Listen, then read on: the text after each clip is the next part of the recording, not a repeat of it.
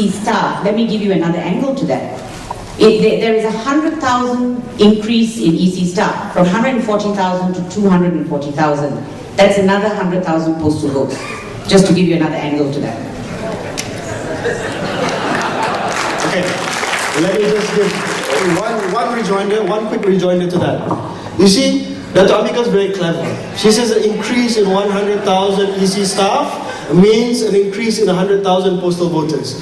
Not all EC staff are postal voters. In fact, it is the expressed policy of SPR that they send their staff where possible to the place where they vote. Only a minority choose to be postal voters. Not 100,000 are going to be postal voters. Most of them will be sent to where they are actually going to vote, in their IC and in the electoral roll. The problem is she says 100,000 means 100,000 postal voters. That's my point. Please do not misrepresent Datuk Ambiga. They do not automatically become postal voters.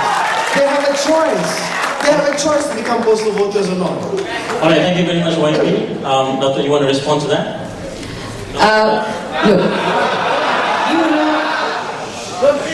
Come on. Ladies and gentlemen, audiences, please respect the speakers, okay? Thank you very much. I have held my counsel for the number of times you've used the word misrepresentation on me. I haven't used it on you. I was talking about the EC. And unfortunately, you believe everything the EC says. Now, the 100,000 increase, what we were talking about is, we will wait and see.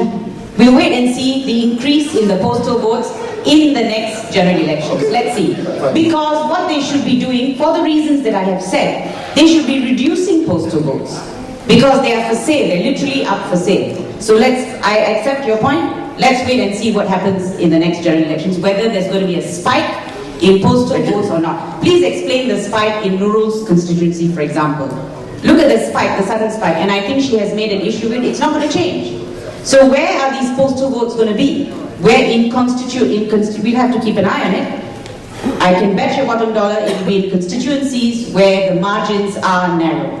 And in fact, the facts and figures will come up as we speak. But what I'm trying to say is, we don't want to see that happening and then find out about it after the elections. All right, I give you that. Yeah. Okay. All right, Datuk, thank you very much. All right. Hello, my name is Yunus. I'm a writer and filmmaker based in London. So obviously my topic of interest is the right of Malaysians living abroad to vote. And I would like to understand the position that both parties arrive at in this matter. Thank you. Right, thank you very much. Datuk? Yes.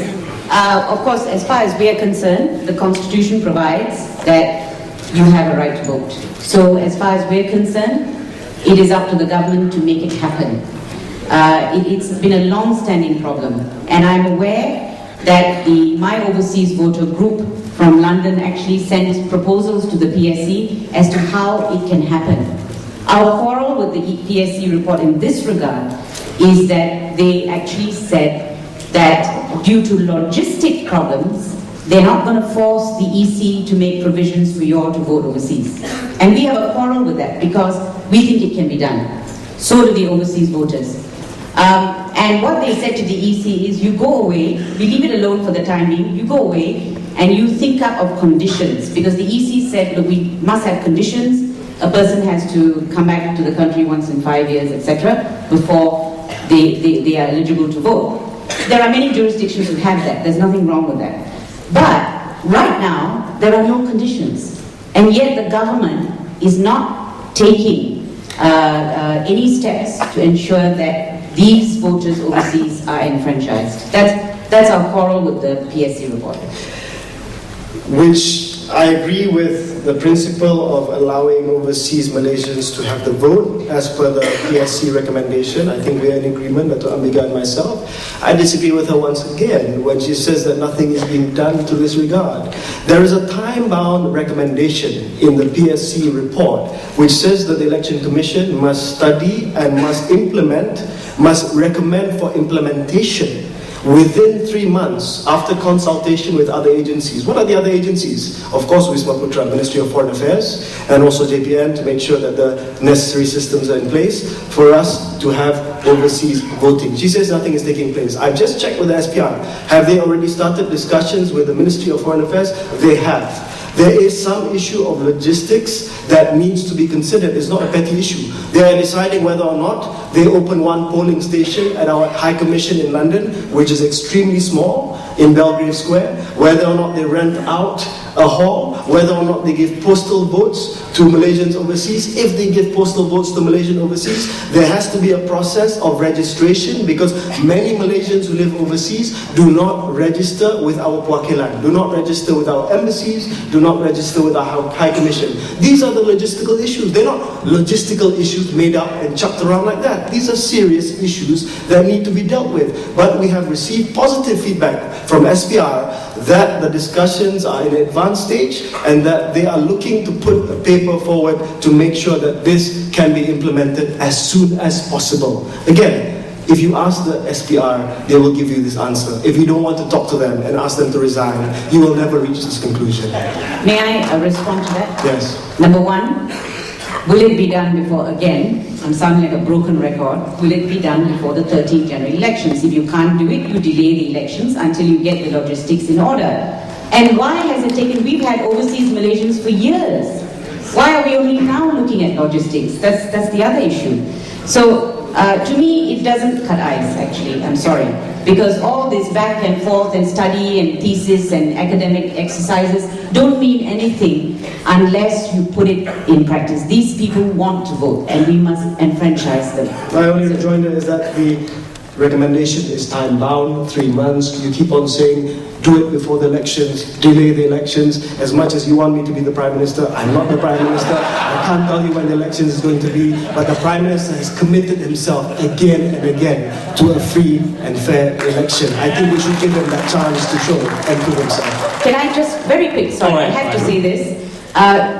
Two of the recommendations in the interim report of the PSC specifically says before the 13 general elections. The indelible ink and one more.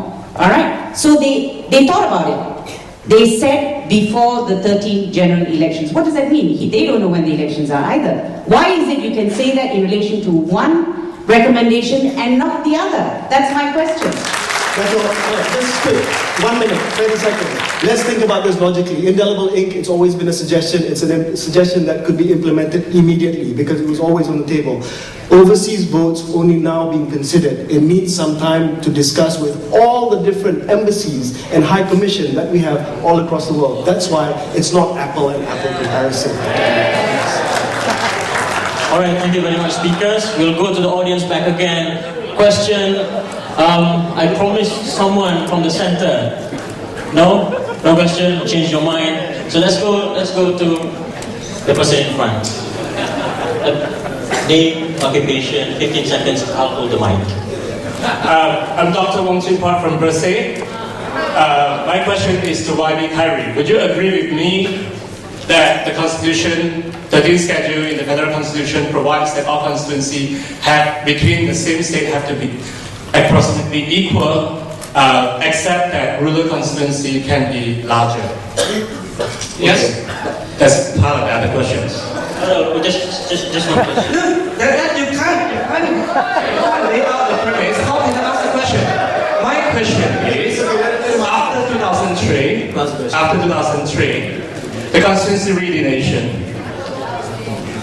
you have Baling with 74,698 voters, while Amostar having 57,313 voters, both in the state of Kedah. So YB Khairy, would you agree with me that the Election Commission has acted against the Constitution, or you think that Baling is more urban than Amostar? Thank you. Okay, thank you very much. Khairy, I'm going to give you extra time to answer this. Okay, this is a question of basically a question of gerrymandering and delimitation.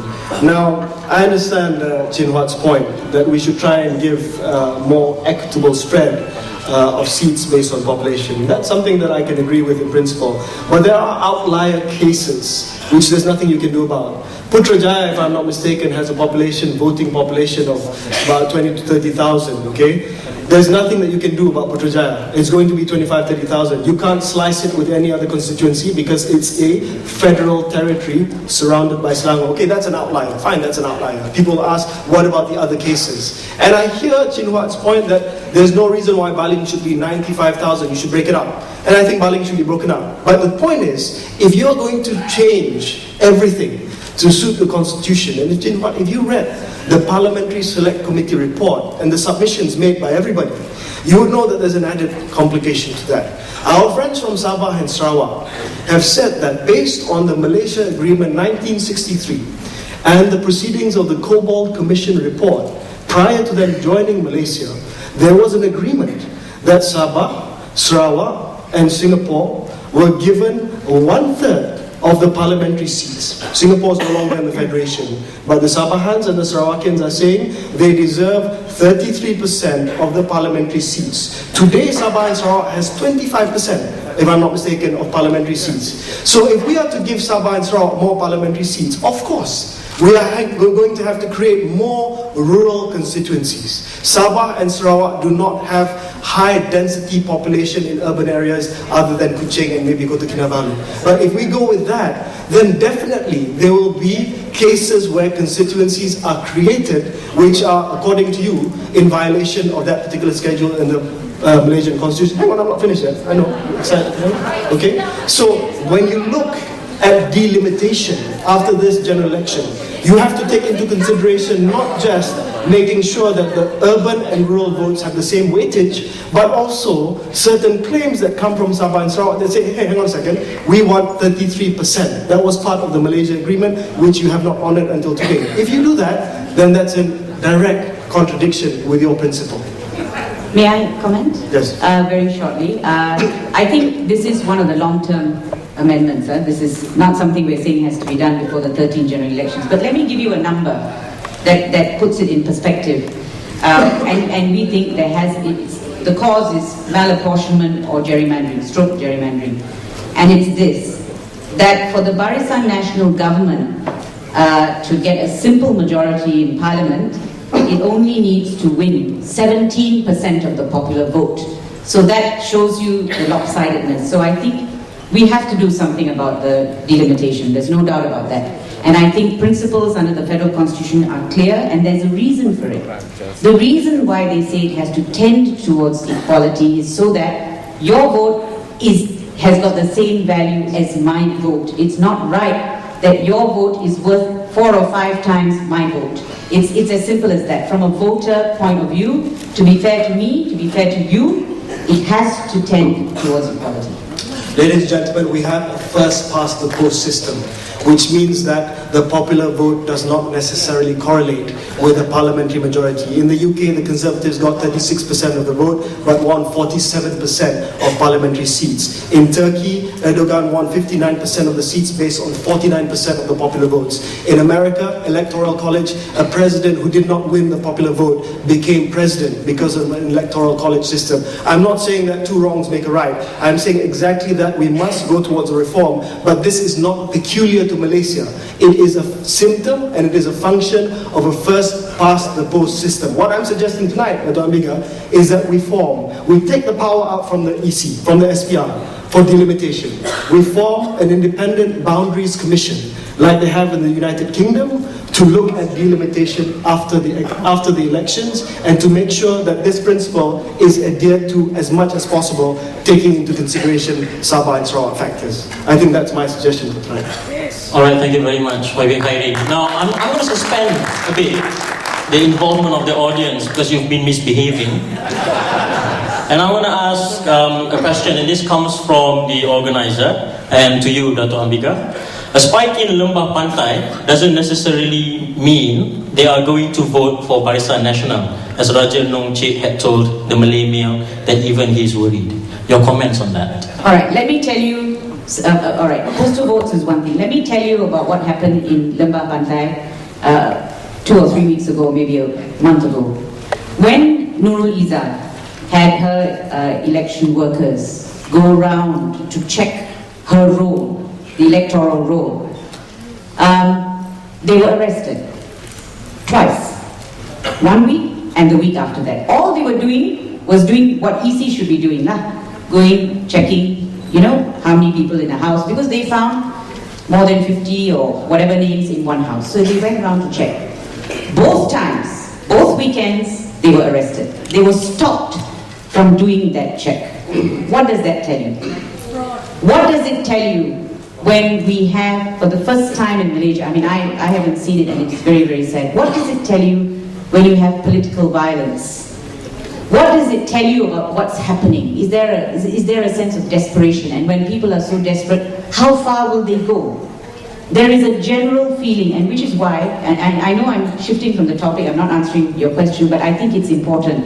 I have actually made a call to both the opposition leader and the Prime Minister. Come together on this issue. Let it be a bipartisan approach to political violence.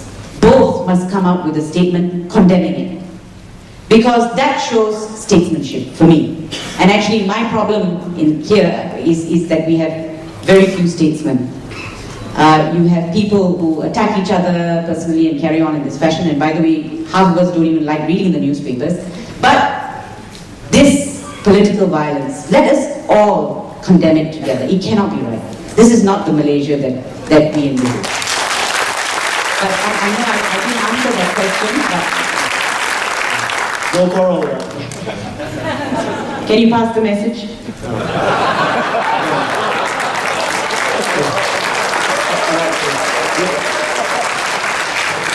Datuk Ambiga has single-handedly demoted me to an office boy tonight. Alright. Now we go back to the audience. Alright. From the center, could I have a custodian running with the mic? Please hold the mic. Hold tight. 15 seconds.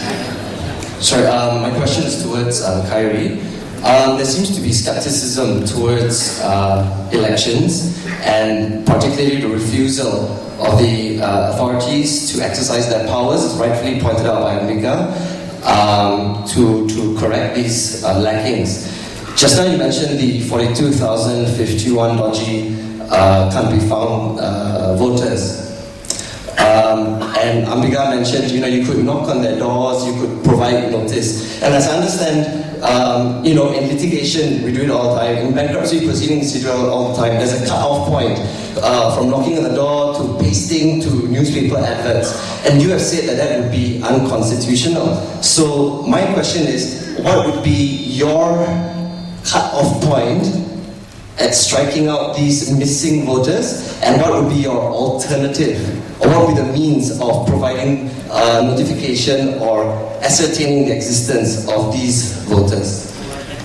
That's a good question. I thank you for being proactive and constructive on the matter. Obviously we can't leave it forever, but the point is that they cannot be struck off simply because they are deemed to be inactive in NRD. Now, what happened at the end of last year was just a public display of 3 months. What the EC is going to do after this, I'm told, is to actually go and try and find them. Now, the problem lies here. The problem is sometimes the address that they have completely outdated. If they've not updated their IC for 20 years, there's a very good chance that they don't live there anymore. Some of these people pass away, they don't have a next of kin, nobody to report their death. So there's nothing that you can do, and these are the outliers. I'm telling you that Ambiga says this is the tip of the iceberg, which is symptomatic of fraud. I'm telling you that these are outliers, which actually represents the exception to the list. And I think we can look at these 42,000 again. We can try and send out all government agencies. And incidentally, the 1,200 people that were found, you know how they were found? Some of them were found. They were found when the government announced that they were going to give 500 ringgit to people who had incomes below 3,000 per household. And suddenly all these people came out. They never bothered to update their IC, but the moment they heard they're going to get 500 ringgit, they came forward. And that's how a lot of these people were found. Maybe we have to do another round of that, or maybe, be facetious, but maybe there are other ways for us to find this. I come back to my original point to you, sir. is that we cannot strike them out. The example of the 1,200 has demonstrated that these people exist. When Anwar stood up in Parliament and he said, they are not even citizens of this country. I asked JPN, they said, do you have records for them? They said, yes, we have records for them. Tapi IC lama yang pakai 7 digit, itu saja. So I think we have to be more aggressive to find them, and we have to try and figure out a way that is not unconstitutional to strike them off. But my fundamental point is that these are the exceptions. These are outliers. We have shown that some of them are legitimate voters. Did I respond? Sorry, I completely disagree. As a lawyer, you know about substituted service. You can't serve, you go for substituted service. So forever and evermore, you don't keep on trying to serve for 30 years. There's specific provision here under the rules, Regulation 13, just to let you know. What they do is, you give a notice, they send a notice in writing, requiring more information to whatever address is stated. Then, if that person fails to give such information within a particular period of time, then they can exercise whatever rights they have. So, they have the powers under this. It doesn't violate the Constitution. And I know they are giving these excuses. It's not true. These regulations are made by them. Okay? This is to make their life easier. And let me tell you, they use it liberally for other reasons. So why are they so coy and reticent about using it with these 42,000? And also, let's not get stuck in a hole about 42,000. There's 3 million that are unanswered. Okay? Yeah, okay. I think I don't want to be stuck on 42,000 either. But my point is very simple. My point is, you may disagree, but striking somebody off the electoral roll, which is their constitutional right, is different from serving a summons on somebody. That's not a good comparison. This is taking somebody's right away that is enshrined in the Constitution. Of course, they have to apply a certain discretion and certain apprehension before they strike them out, even if you say that they have the right. And let's go to some of the other examples. You say 3 million. I've addressed the fact that a lot of Malaysians do not vote where they reside, including the Menteri Besar of Selangor. What more 3 million other people? What more 3 million other people who didn't bother to change their address with SPR. Now, let me go through 1 or 2 other examples because I think we're short on time. But I just want to say that this is just not the tip of the iceberg. These are things with explanation. Minority Report, Datuk Ambiga said, 15,855 people on the roll who are registered showing that they are different gender than listed by the Election Commission. They're not listed as different gender. It doesn't say 15,000 people dia nama lelaki, dia muka lelaki, tapi ditulis itu perempuan. Most of these cases are because the last digit does not correspond to the gender. Odd for male and even for female. I asked JPN, I said, is it gazetted by law that odd is male and even is female? No, it's just a system. It's just a system, and of which there were probably 15,000 mistaken entries which were not corrected. Listen, 15,000 entries which were not corrected. Out of millions of Malaysians, it is highly possible that the 15,000 who were not corrected and given the wrong last digit, which is not even gazetted by law. I checked. I asked my assistant, I said, can you research and do some research on this? He said, I don't have to do research. I was one of them. Hasbullah, I think he's here. Hasbullah, when he got his IC, it was Hasbullah binti Hasim. But atas semangat kejantanan dia pergi, he corrected. People don't even know that the odd number is male, the even number is female. Some people don't know. And it's highly likely, Datuk, that 15,000 people don't even know that odd is male and even is female. Alright, if I can just do a short response. 1 minute. 1 minute. Don't look down on these figures, okay? Don't look down on this research. Don't sneer at it. Or we are the right, we expect our MPs to look into all the issues that we raise.